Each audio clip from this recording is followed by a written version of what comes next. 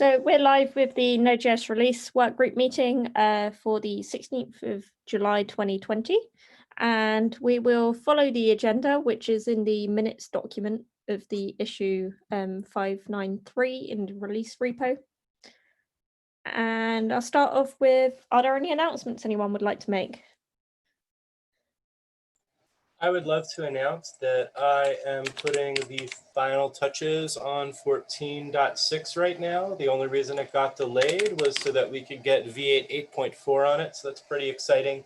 We'll have V8 8.4 coming out in the release a little bit later today. Awesome. Also, I'd like to just kind of announce that we've got 3 new collaborators onboarded to the Node project, all based on their involvement in the release working group.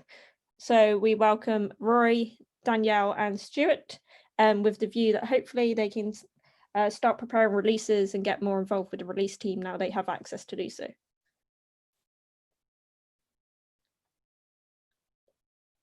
If there are no more announcements, I'll move on to the first item on the agenda, which is to basically go through each of our release plans for the 3 release lines.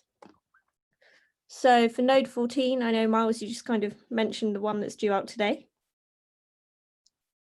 And we're scheduled up until the end of August.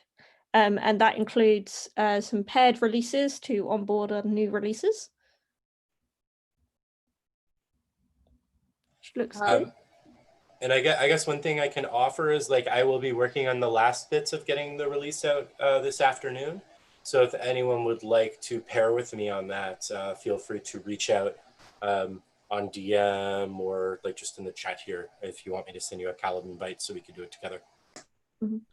I'm also happy to offer myself up for pairing for the release on 8/11 for either the preparation or the promotion stage, or both, whichever anyone would like. Mm-hmm. I guess, Richard, you're the, well, apart from Stuart as well, you'll probably need to find a current release, because I know you've already prepared 10x as your kind of paired release, but the first release, I think we've still got a rule that the first release we have to do is a current to get the GPG key kind of propagated. Yes, I believe so. For what it's worth, I would say that, like, I'm personally comfortable with changing that to saying any release. If anything, doing an LTS release is more work than a current release, and I think it would be silly to have to wait longer. I think the pragmatic thing to do here would to just be augment the governance there instead of making Richard do another release.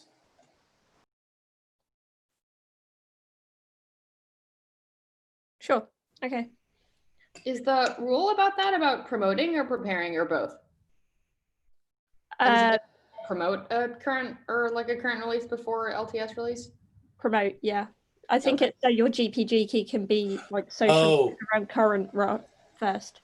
I misunderstood what you meant there. I thought you meant you wanted him to prepare another current release before adding him to the team. Okay, never mind. Yes. So what you said originally, not what I said. Apologies. Yeah, but I think we've even got it's in our governance doc that I could probably open. We have to start PRing to like the keys to the node readme, and they need to be there a couple of weeks first. So depending when all of that happens, will determine when you can promote your first release, I think. Yeah, so that section there, which says after nominee's first prepared release has been promoted. So for me, that will be after the next 10 release goes out next week. And there's all those steps there about being added to various teams and getting the GPG key into the README. And then at least 2 weeks, it says there at least 2 weeks after that, before you're eligible to promote your own release. I guess that's just to allow the key to propagate. Richard, if you want to get your key in now, I'm doing that release in 2 weeks with Roy, where I was going to be the one to promote it, but I'd be more than happy to pair with both of you so you can promote that release so we could get it out of the way. Yeah, okay. I can PR my key into the README. Yeah, do that today. And then, yeah, anyone see any problems with that? We could just delay that release from the Tuesday to the Thursday. And then I guess Roy would, I would pair with Roy on preparing it, and then I could pair with Richard on promoting it. Sure. Yeah, sounds workable. Cool. Should we add that to the plan, or we're gonna have? Yeah, better. Otherwise, I'll forget.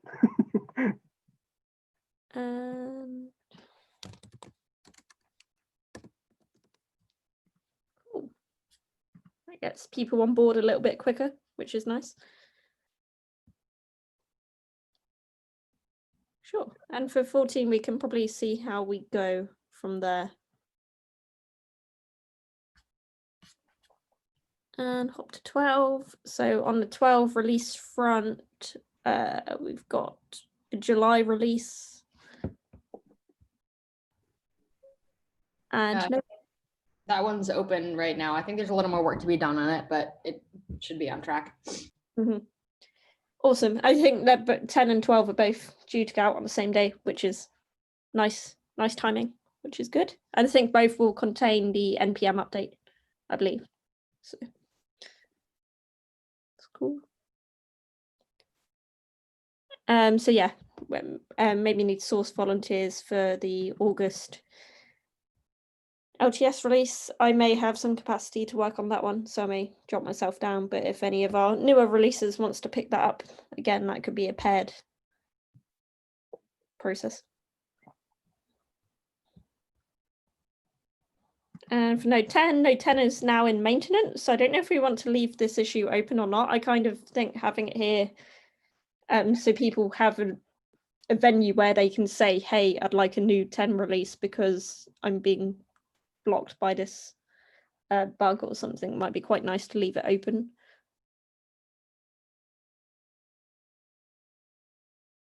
Yeah, I've no problems with keeping it open. Mm. It keeps the schedule all in one place. Yeah. Cool. So yeah, we've got those in there. I might just add an extra row to the table or something saying when enough commits are prepared, date TBD or something, just so people know that we can do more releases. But I think there were still quite a few PRs where the backports were requested for 10. So if they don't happen, then there's nothing to release. But if anyone does feel strongly about the ones that have the backport requested and actually backport them, then there might be more stuff in the future to do future 10 releases. yeah. Cool. Okay, so that's it for our release plans. We're looking good for the next couple of months. I think, does it make sense to talk about NPM 7 now or continue about the release timings? Probably makes sense to swap those. And so for Node 14, Miles, you mentioned the V8 up. There's a V8 update due at the start of October or mid-October or something around that. I believe at some point in October. To be frank, I'd have to go through and review what the release timing is. I think this would probably be something good to check with like Targos and the team that's maintaining V8 in core right now as well, because we're getting 8.4 on 14 today, which is great. And I think, the hope would be that we can continue to update, but as always, we don't know where the ABI will be at. So I think we should check with that team and find out, hey, like what are the chances of getting 8.5 and what are the chances of getting 8.6? Then compare that with the V8 release calendar and just see if we want to, move things around and maybe push out the LTS dates a bit. It may not be necessary. We also in the past have landed like pre-releases, like V8 has the time where it's in beta before it gets promoted to stable. And we have in the past, like for LTS purposes, like landed that beta version that's like a really, really late beta and just like landed the patches to put it to the stable version in like the first couple, like in the first LTS release afterwards. So We have a couple different options about how we could handle it. I remember doing that for major releases, but I don't remember doing that for the LTS thing. We'd have to dig it up, but we did this when I believe there were the changes for turbofan and ignition. So this was like a number of years ago, maybe like 3 years ago, where we were creative. I think like one of the biggest things selfishly I care about, and I have a big bias, is stable top level await. I don't think there's huge changes happening in V8, but I think like it should be targeting one of the upcoming V8 releases. I think another thing too is to just maybe go through and figure out like, hey, can it be ABI compatible? B, do we think we could land it? And C, like what are the advantages of getting it and the risks? Since 14 is already out, regardless of the LTS status, any V8 will have to be ABI compatible, whether that's modifications we make or not.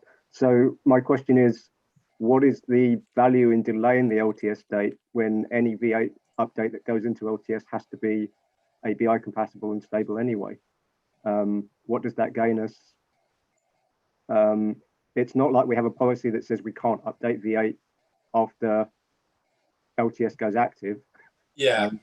So I am wondering what the delay would be. Yeah, what would the justification for the delay be? Because one of the things has always been complaints about our dates and the fact that people don't get adequate warning of dates. So I'm not averse to moving it, but I think you have a good reason to do it.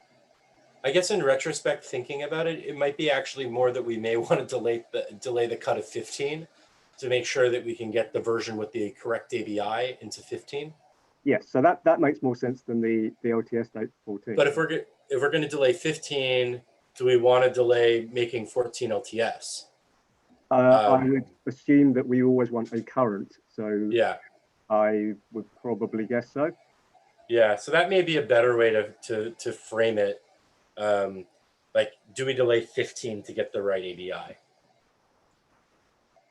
Yes, and that's the kind of thing where before we have done things like landed back betas of V8 to make the date that we had. So again, that might be an option for 15. Again, it depends on the dates and how much churn is going on in V8 around that time period.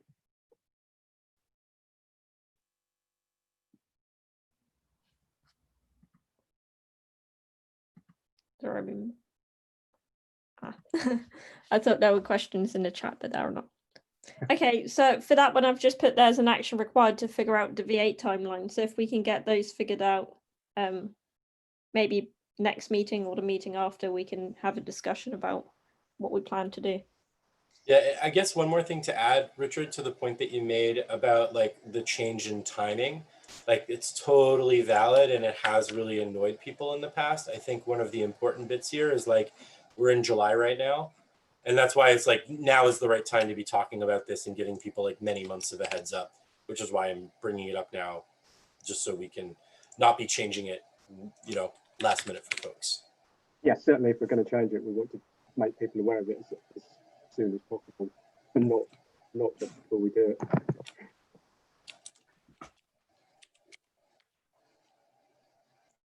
Cool. Okay, I'll leave that action there, and hopefully next meeting we'll have those dates to hand and we can go through the schedule and figure out what makes sense.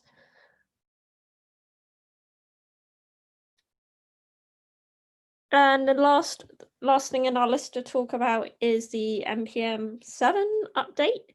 I'm going to stop sharing here because I might need to dip out in the next, well, partway through this conversation. So stop sharing and invite someone with more context on that to kick the discussions off. Yeah, Miles, did you want to, I guess, follow this up from our last conversation about the strategy for landing NPM 7? We put together essentially like a breaking changes doc that I think we can share more broadly here. And the primary concern for sure is, and what we think is going to cause the most pushback from folks is going to be installing peer deps by default. We have a flag that we can turn on to essentially configure it so that, you get essentially the legacy install. And so I guess like the proposal here is how we could go forward and what we think would be the least disruptive. And we have a few different options for how to land that, including what Miles has sort of proposed in terms of potentially shipping npm 7 as sort of backwards compatible, and then shipping an 8 we're into I think node 15 was the idea there, Miles. Again, and that would actually have the breaking change then. Is that accurate? Yeah, I think it's accurate. I think the biggest thing, like at the heart of what we were trying to figure out was how do we, like, npm 7 has like a whole bunch of like great reliability and refactoring changes in it that are separate from the breaking changes, and we're trying to figure out how to ensure we get that across as many release lines as possible. Yeah, so we just want to put that on the radar. We're hoping to cover the beta by the end of this month. And I think to Richard's point in the last meeting here, we're hoping to land that in master and stable, and ideally get some feedback from folks, and hear whether or not this is actually going to be more disruptive if we were to go with the ideal strategy from npm side, which would be just to land 7 in as many LTS versions as possible with the breaking change. That is sort of personally and selfishly the strategy that would be easiest for us to maintain, and may actually be okay with the community, but we definitely want to be mindful here and offer up other sort of strategies to go forward. And if that means maintaining 2 separate releases to ensure that we aren't super disruptive, then that's also a possibility. So just wanted to, I think, put that on folks' radar. Yeah, I think one thing to point out is like we're collecting a list of all of the breaking changes, and right now, at least to me, like there's like some changes to like workflows, but the biggest kind of change that I think would be viewed as breaking for folks is the one related to peer dependencies.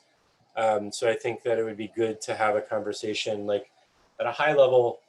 One of the things here is like, yes, it's breaking to npm, and the trees that npm would be creating would be different. So it would change like the output for lock files. But arguably the results would be more accurate and more reliable for folks with peer dependencies. So I think like a big question to the release team, although this may actually be maybe a broader question to the TSC or Node Core, would be, what level of reliability would we be expecting for npm on these different release lines, and what would be considered like acceptable changes here as far as the output is concerned? So I'd be curious if folks had opinions there. There's one more of the breaking changes that I would probably put side by side with peer dependencies, which is the change to lifecycle scripts, environment variables. Like there's a bunch of environment variables that are changed or not going to be there anymore. So I think that one we should also keep a close eye on it, because it has a potential to be disruptive to the ecosystem. So I will name the 2 of them: peer dependencies and lifecycle script changes.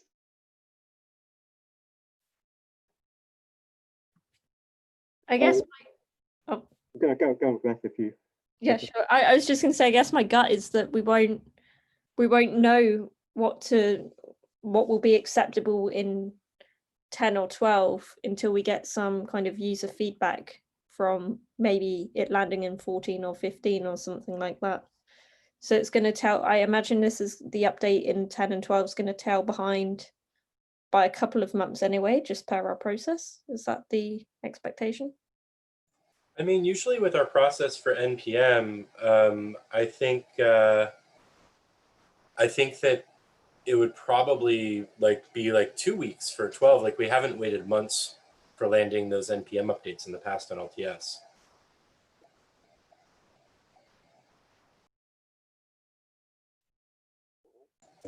I think like the question there like would be more about, you know, like what would be acceptable in those versions or not. And that's why we're potentially looking at a strategy where we separate some of those more breaking changes from the reliability changes to make it easier to get onto LTS.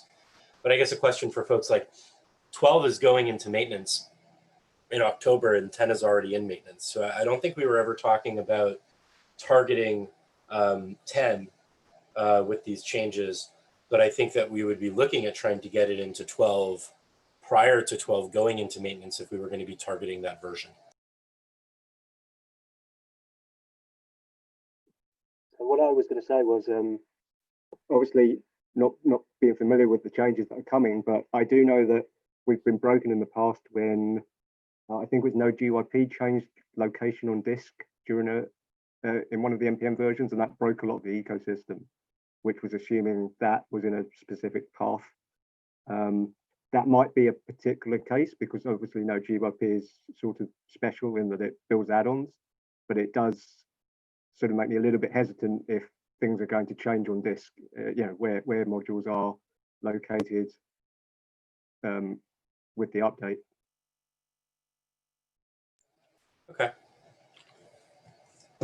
That's good to know. And I think like that's one of those things where like, yeah, having it up on like, you know, the master and trickling it down, we should hopefully flush out whether that is going to be an issue or not. Yeah, one strategy we talked about today, and it doesn't mean that we'll do this, was also maybe cutting both a 7 and an 8, where the only difference between 7 and 8 would be flipping the bit on that specific change. And then that would allow us to land 7 on all the LTS releases and then land 8 on 15 with that change. So we could have it out for a little bit. And then assuming that that change is like non-disruptive, we could backport 8 to 14 during active LTS.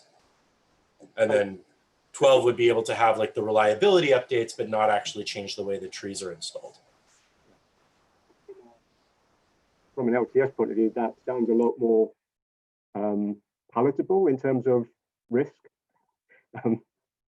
But yeah, I imagine it caused more work on the NPM side to cut the extra release.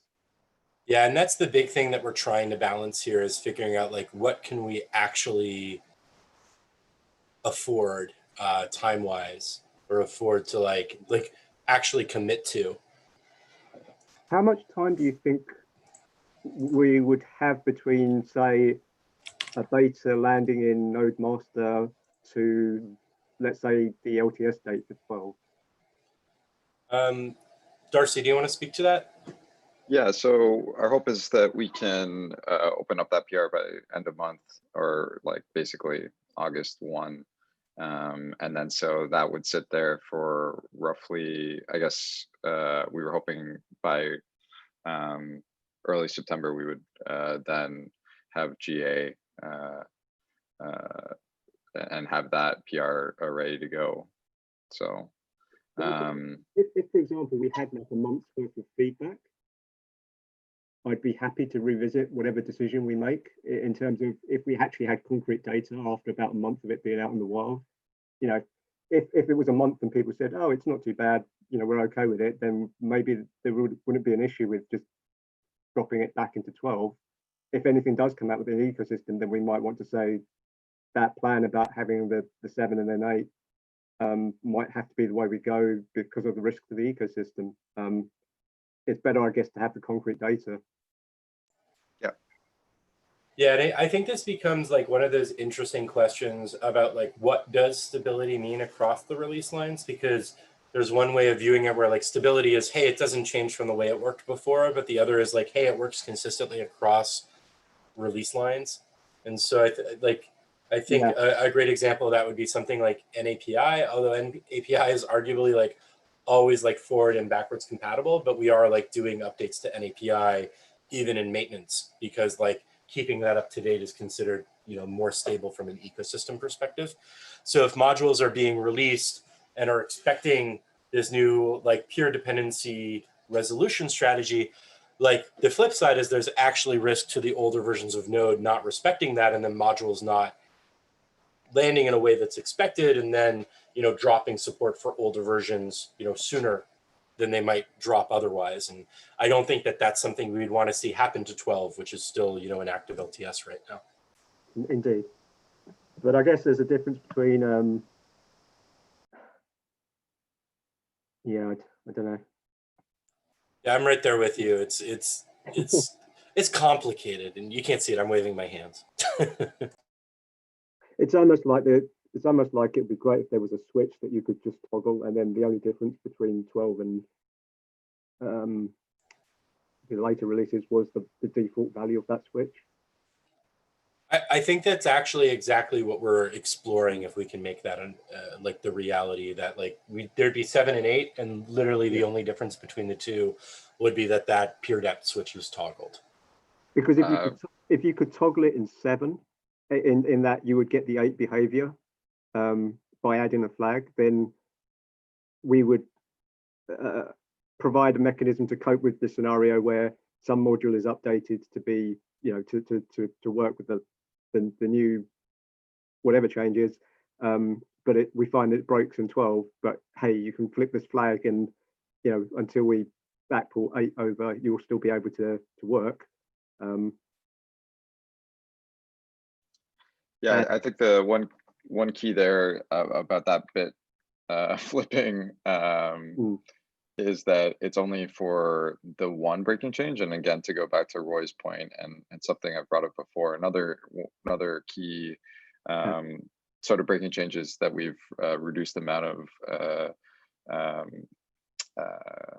lifecycle configuration that we're passing through to lifecycle scripts. So there's a whole bunch of config that potentially modules would have been relying upon before, which may not have that information any longer, or may have to look in a different place to get that. So, and that we don't have a flag to like have back compat for that kind of information right now. We only have that for the install like legacy peer depth strategy. So I do think though, and like I mean, perhaps folks have a different opinion, that the breaking changes to things in the life cycle, especially if we're talking about like environment variables and looking at environment variables, well, obviously like not the best for users, does strike me as the kind of thing that,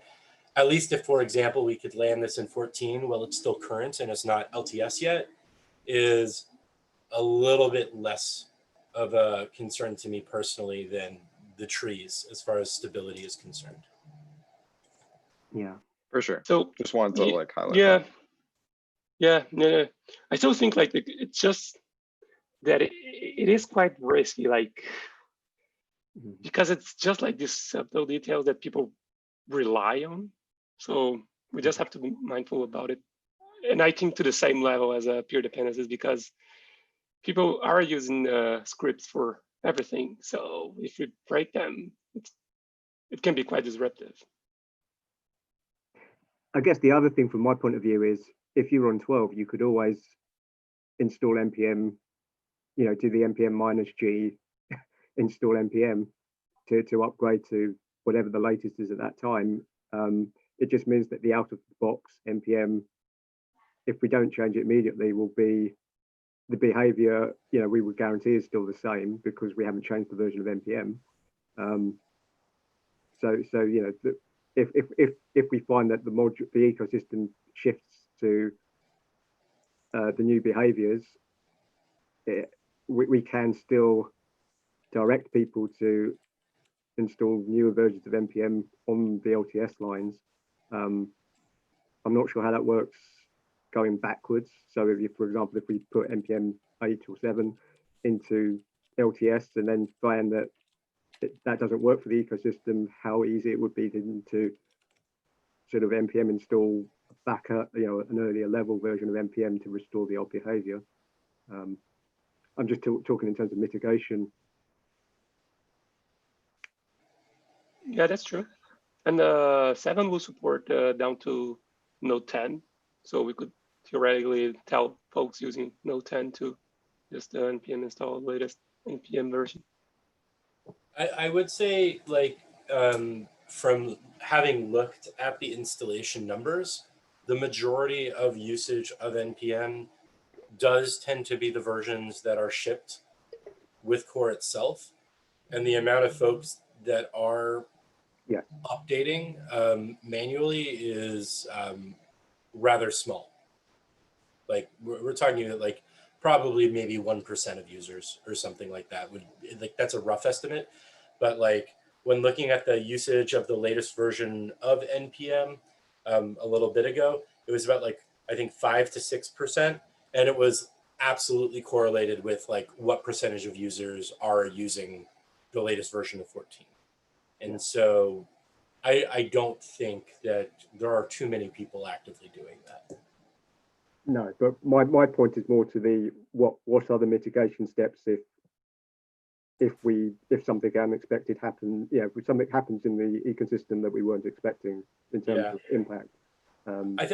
There's evaluating the risk, and part of the evaluation of the risk is, okay, even if we think that risk is small, what is the mitigation should that happen?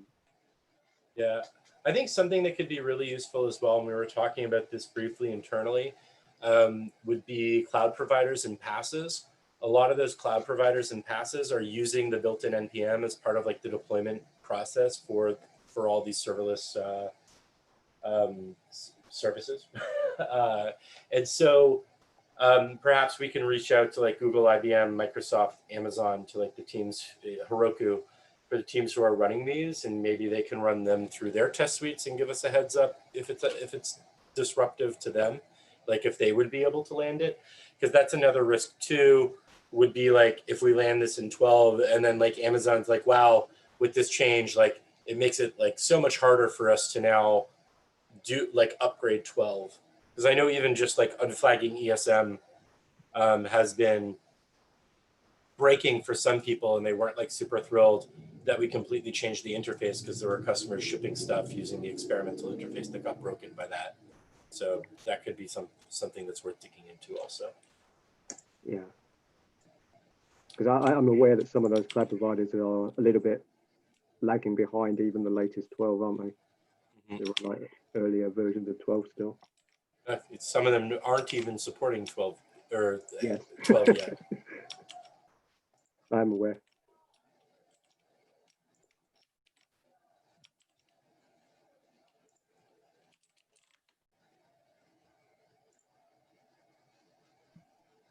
So does that kind of tail off where we are with that discussion, or do we have some actions or something to take between now and our next meeting? I mean, I think from our standpoint, what we can offer is we're aggressively working towards getting that beta, and that'll help with this discussion for sure. So expect that in the next couple weeks. Also from our team specifically, I think myself and potentially Claudia have on our radar next Tuesday's, I think it's next Tuesday's training session for the release working group.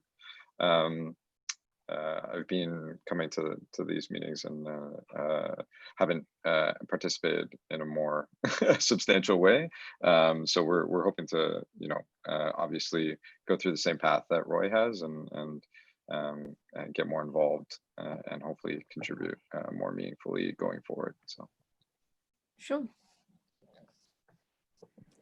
Cool. As a heads up, I think I've kind of earmarked that session to promote Richard's release because the dates line up with the 21st release date. So I thought I'd use that hour to kind of shadow the actual promotion of the release in case people want to know what's coming up. Yeah, if we can be flies on the wall, that'd be great. I think the only other thing I'd say about the npm issue is if we don't already have one, we should open an issue somewhere either on release or in call to start talking about this. It doesn't have to get into technical things, but it might be worth just surface. I mean, it doesn't have to be right now. Maybe it could be nearer the big beta, but just somewhere to collect all the information, I guess. Yeah, Yeah. I'm not sure, Miles. Also, I think you were gonna potentially bring this up at a TSC meeting, or I'm not sure if that was the intent there as well. Is that something you could take away and create an issue, I guess, against core? Yeah, I think there's a TSC meeting today that I can bring this up in, and that, like, just to kind of give people a heads up about the discussions that are happening, and in case they have particular thoughts on it. I would say maybe what would make sense is for us to take this, next round of feedback back to the team, just to kind of like gut check what we were thinking about doing and what we've been discussing, and like kind of put together like the more exact kind of outline of like what those breaking changes are, what we think the issues could be, what strategies we're thinking about as far as like how we could land it or how we could alleviate some of these concerns that folks would have, and maybe like a more robust release plan. And we could then either open an issue, I guess, on core or on release. Release might make more sense, but I'll think about it a little bit. And if anyone has a preference, feel free to let me know. Yeah, no, I'm happy wherever it's opened. I think the only other thing I can think of that was vaguely similar was the OpenSSL strategy, but that ended up in the TSC repo, which is probably even less discoverable to people that we probably would want to comment on this. I would probably lean towards Node because people who aren't involved in the working groups, I've seen follow that more than they would follow release, and we might get some nice user feedback from it. Yeah, and I also think since part of the strategy involves landing it on master, like that's not a decision we as a working group can make. True, So yeah. that might make sense That is then true. to, Yeah. Actually, and maybe even depending if it's not too complicated, it might be 2 issues. But let's just start with core and then break out a second issue on release if we need to get more into the nitty gritty about like the release strategy and timing and stuff. Sounds good to me. Sure, yeah, sounds good. Cool. Is there anything else anyone wants to raise? That was kind of the last item on our list.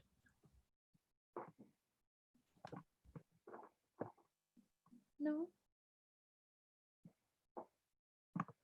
Cool. Okay, so I'll probably just reiterate, it's really good to have some new faces in the release team, getting up to scratch with helping out with getting the releases out and shipping them out. And feel free, if anyone else knows anyone that's interested, to point them to the session that happens on Tuesdays in the Node.js org calendar, if they want to follow our process. If there's nothing else, I'll end the call here and say thanks everyone and speak to you all later. Have a good day. Thanks. Great, thank you. Thanks. Bye-bye.